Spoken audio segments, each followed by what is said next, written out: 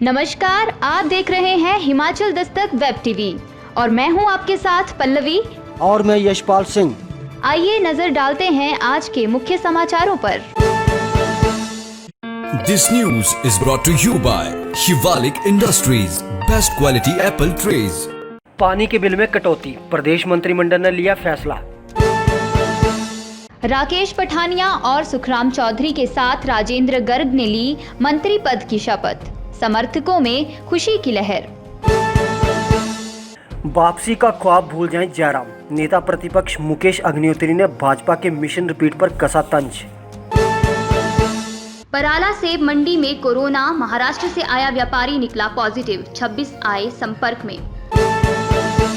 नौराधार में home quarantine कनिष्ठ अभियंता की मौत, बुधवार को ही पानीपत से लौटे थे रजत राय। सरकारी कर्मचारी बताकर और ई पास लेकर करसोग पहुंचा बिरोजा ठेकेदार, प्रशासन ने दर्ज किया धोखाधड़ी का मामला। नेपाली श्रमिक की ब्यास में डूबने की आशंका, तलाश में जुटी पुलिस। विलुप्त हो रही पुरानी कलाओं का होगा संरक्षण, मुख्यमंत्री ग्राम कौशल योजना के तहत युवाओं को मिलेगा स्वरोजगार। और अब समाचार विस्तार से। हिमाचल कैबिनेट ने प्रदेश भर के पेयजल उपभोक्ताओं को राहत देते हुए सीवरेज शुल्क को 50% से घटाकर 30% कर दिया है। मुख्यमंत्री जयराम ठाकुर की अध्यक्षता में पीटर हॉफ में हुई बैठक में ये फैसला लिया गया। कैबिनेट ने कामगार बोर्ड में पंजीकृत कामगारों के बच्चों को शिक्षा के लिए आर्थिक मदद बढ़ाने का फैसला भी लिया है और करुणामूलक भर्तियों में लंबित मामलों को निपटाने का अधिकार भी अब विभागों को देने का निर्णय हुआ है। मुख्यमंत्री जयराम ठाकुर ने प्रदेश मंत्रिमंडल का विस्तार करते हुए 3 मंत्रियों को शामिल किया है। मंत्रिमंडल विस्तार में नूरपुर के विधायक राकेश पठानिया, पांवटा साहिब के विधायक सुखराम चौधरी और घुमारवीं के विधायक राजेंद्र गर्ग को शामिल किया गया है। वीरवार को राज्यपाल बंडारू दत्तात्रेय ने राजभवन में मुख्यमंत्री जयराम ठाकुर की उपस्थिति में सादे व गरिमापूर्ण समारोह में 3 नए मंत्रियों को पद व गोपनीयता की शपथ दिलाई। विधायक की ताजपोशी से समर्थकों के चेहरे खिल उठे हैं। समर्थकों ने मिठाई बांटकर खुशी का इजहार किया। नेता प्रतिपक्ष मुकेश अग्निहोत्री ने कहा कि मुख्यमंत्री जयराम ठाकुर 2022 में भाजपा सरकार की वापसी का ख्वाब भूल जाएं। ये मंत्रिमंडल मुख्यमंत्री जयराम ठाकुर के नेतृत्व वाला अंतिम मंत्रिमंडल होगा। मुख्यमंत्री तो अपनी टर्म पूरा कर लें, इसका जुगाड़ करें। नेता प्रतिपक्ष मुकेश अग्निहोत्री ने मुख्यमंत्री जयराम ठाकुर के बयान पर पलटवार करते हुए कहा कि प्रदेश की भाजपा सरकार ने ऐसा कोई काम नहीं किया है जिसके चलते ये सरकार रिपीट हो जाए। उन्होंने कहा कि 2022 में तो जनता भाजपा को सत्ता से उखाड़ने के लिए अभी से तैयार बैठी है। उन्होंने कहा कि निश्चित रूप से 2022 में कांग्रेस पार्टी पूर्ण बहुमत के साथ सत्ता में आएगी और जनता के कल्याण के लिए काम करेगी। कोरोना के मामले में लापरवाही भयंकर साबित होती जा रही है। महाराष्ट्र से पुरानी कोरोना नेगेटिव रिपोर्ट लेकर शिमला पहुंचा एक सेब व्यापारी यहां सैंपल देने के बाद रिपोर्ट का इंतजार किए बिना पराला सेब मंडी पहुंच गया और पॉजिटिव निकला। उसे एक स्थानीय सेब लदानी मंडी ले गया था, वहां वह करीब 26 अन्य लोगों के संपर्क में आया है। शिमला पुलिस ने दोनों के खिलाफ ढली और ठियोग पुलिस थाना में FIR दर्ज कर ली है। लोक निर्माण विभाग मंडल संगड़ा के अंतर्गत आने वाले नौराधार में कार्यरत कनिष्ठ अभियंता रजत राय की अचानक छाती में दर्द उठने से मौत हो गई। 21 वर्षीय रजत राय पानीपत के रहने वाले थे तथा वह बुधवार शाम अपने घर से नौराधार पहुंचे थे। प्रशासन द्वारा उन्हें होम क्वारंटाइन किया गया था। वीरवार प्रातः उन्होंने अचानक छाती में दर्द होने की जानकारी संबंधित सहायक अभियंता को दूरभाष पर दी। सूचना मिलते ही सहायक अभियंता रजत राय को प्राथमिक उपचार के लिए सामुदायिक स्वास्थ्य केंद्र नौराधार ले जाया गया, मगर स्वास्थ्य केंद्र के समीप उन्हें चक्कर आ गया। वहां पर तैनात चिकित्सक द्वारा निरीक्षण करने के उपरांत रजत को मृत घोषित कर दिया गया। DSP संगड़ा शक्ति सिंह ने बताया कि रजत राय के शव को पोस्टमार्टम के लिए संगड़ा लाया गया, मगर स्वास्थ्य अधिकारी ने कोरोना महामारी के चलते सघन परीक्षण के लिए शव मेडिकल कॉलेज नाहन भेजने को कहा। पुलिस ने मृतक के परिजनों को दूरभाष पर सूचित कर दिया है। जानकारी के अनुसार रजत राय ने करीब 6 माह पूर्व लोक निर्माण विभाग मंडल संगड़ा के नौराधार में कार्यभार संभाला था। बाहरी राज्य से हिमाचल में सरकारी कर्मचारी की दुहाई देकर और फर्जी पास बनाकर एक ठेकेदार का उपमंडल करसोग पहुंचने का मामला सामने आया है, जो कि पेशे से बिरोजा का ठेकेदार निकला है। उक्त व्यक्ति ने कागजों में अपने आप को फॉरेस्ट डिपार्टमेंट का मुलाजिम बताया है तथा वहां से उपमंडल करसोग के कांडा गांव पहुंचने पर वह क्वारंटीन सेंटर में न रहकर सीधे अपने लेबर वालों के पास जा पहुंचा, जहां उसने औरों की जान को भी खतरे में डाला है। वहीं करसोग प्रशासन ने कड़ी कार्रवाई करते हुए ठेकेदार के खिलाफ धोखाधड़ी का मामला दर्ज कर लिया है। खबर की पुष्टि करसोग के एसडीएम सुरेंद्र ठाकुर ने की है।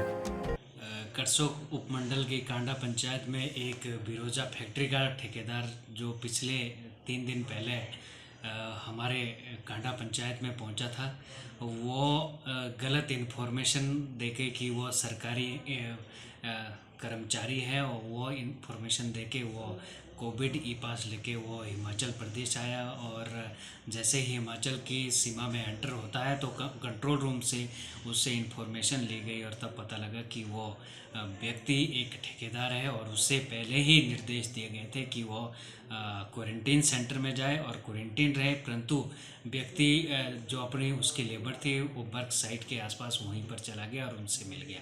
इसी के तहत जब पुलिस को सूचना मिली तो उसके बाद उसके विरुद्ध एफआईआर दर्ज की गई कि उसने गलत ढंग से गलत सूचना देकर कोविड ई पास प्राप्त किया है और साथ में दूसरे लोगों की जान को भी खतरे में डाल के उसके विरुद्ध आईपीसी की विभिन्न धाराओं के तहत एफआईआर दर्ज कर दी गई है। उपमंडल नादौन के अंतर्गत धौला सिद्ध पन विद्युत परियोजना में काम करने वाला एक नेपाली वीरवार सुबह एकाएक गायब हो गया।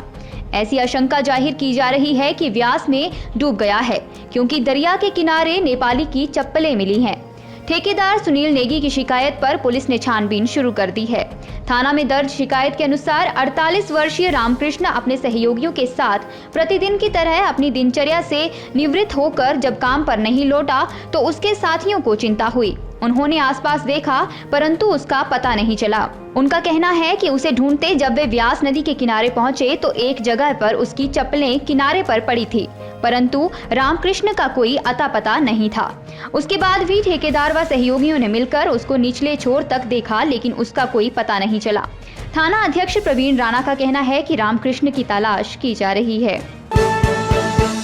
प्रदेश सरकार की ओर से विलुप्त हो रही पुरानी कलाओं के संरक्षण हेतु कदम उठाए जा रहे हैं। मुख्यमंत्री ग्राम कौशल योजना के तहत विलुप्त होती जा रही कलाओं में खड्डी से पट्टी बनाने के कार्यों को भी शामिल किया गया है, जिसके तहत ब्लॉक धर्मशाला में एक मास्टर ट्रेनर और उसके अधीन 5 ट्रेनी चयनित किए गए हैं। मास्टर ट्रेनर 5 ट्रेनर को प्रशिक्षित करेंगे। प्रदेश सरकार की इस मुहिम से कला के संरक्षण के साथ युवाओं को स्वरोजगार से जोड़ने में भी मदद मिलेगी। जानकारी के अनुसार धर्मशाला ब्लॉक में खड्डी से पट्टी निर्माण सहित बैम्बू क्राफ्ट को मुख्यमंत्री ग्राम कौशल योजना में लिया गया है, जिसके तहत ब्लॉक में विभिन्न स्थानों से मास्टर ट्रेनर चुने गए हैं तथा उन्हें काम सिखाने के लिए 5-5 प्रशिक्षु दिए गए हैं। ये मुख्यमंत्री ग्रामीण कौशल योजना के थ्रू उन्होंने जो मतलब घर में जो काम होते हैं, जो जैसे गद्दी कल्चर होता है, उसमें बताया कि खड्डी का काम कैसे करते हैं। पहले हमने ऐसे ही देखा था, जैसे टीवी में देखते थे कि हाँ पहले के समय में ऐसा होता था काम, तो अब खुद कर रहे हैं तो अच्छा लग रहा है। जैसे देखिए, ये मुख्यमंत्री ग्राम कौशल योजना के अंतर्गत जो है ये कार्य जो है धर्मशाला ब्लॉक में अब शुरू करने जा रहे हैं हम लोग। 1 अगस्त से इसमें जितने भी हमने मास्टर ट्रेनर और ट्रेनीज़ जो हैं सिलेक्ट किए थे उनको कार्य शुरू करने के जो हैं हम प्रोत्साहन दे रहे हैं। और इसके अंतर्गत ग्राम कौशल योजना में हमारा स्कीम का मैंडेट भी यही था कि ऐसी कलाएं जो एक समय पर हमारे पूर्वजों की देन थी और आज के समय में विलुप्त होती जा रही हैं, तो इन सब कलाओं को संरक्षण भी दिया जाए और इसी के माध्यम से लोगों को स्वरोजगार के जो साधन है वो भी सृजित करके दिए जाएं। तो ये इसी सारे मैंडेट को लेकर धर्मशाला ब्लॉक जो है आगे बढ़ रहा है।